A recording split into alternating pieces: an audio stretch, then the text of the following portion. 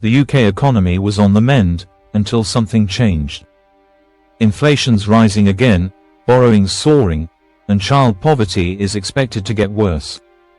So, what's really going on behind the Chancellor's bold promises? Just a few months ago, it looked like Britain was turning a corner. The International Monetary Fund, IMF, gave a surprisingly upbeat verdict. The UK's economic growth was bouncing back faster than expected, and inflation was finally dropping, even nearing target. Things were looking up. Then came July. A new Chancellor stepped in on July 5th. By October, his first budget hit, and ever since, it seems the storm clouds have been gathering again. Fast forward to today, the economic forecast has taken a dramatic U-turn. Let's break it down. Since October, inflation predictions for this year have gone up, from 2.6% to 3.2%. Expected growth has been cut nearly in half, from 2% to just 1%. Borrowing is forecast to rise by a staggering £47.5 billion. Unemployment is predicted to creep up, from 4.1% to 4.5%. Debt interest set to cost us over £30 billion more over the next 5 years. And most heartbreakingly, child poverty is expected to increase. This all comes as households brace for another blow. April's rising bills, fresh tariffs, and the cost of living pressure mounting yet again.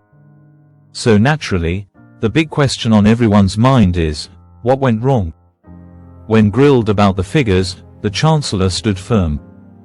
He pointed back to the support he received from the IMF and defended the budget decisions made in October.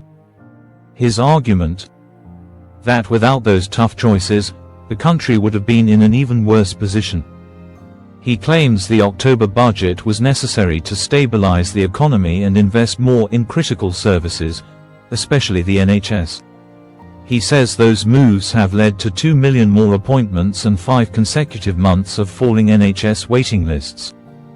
But critics aren't buying it. They argue that despite the reassurances, the numbers simply don't lie. Business and consumer confidence have dropped. Economic performance is weaker than hoped. And some of the Chancellor's own policies, like the national insurance hike, might have actually dragged growth down. Even the government's own Treasury report shows that some of the autumn budget's decisions have reduced economic output, not boosted it. So, who's right? The Chancellor insists that there's always a trade-off, and if you want to pump money into the NHS, you have to raise taxes somewhere else. He says the spring statement will give households £500 more in disposable income, but even that figure is being questioned, with many asking, where is that money really coming from? This is more than just a spreadsheet battle, this is about real lives. It's about struggling families. Small businesses losing confidence. And a country that was promised stability but is now wondering if the cure is worse than the illness. The economy might be complicated, but here's what's simple, people are hurting.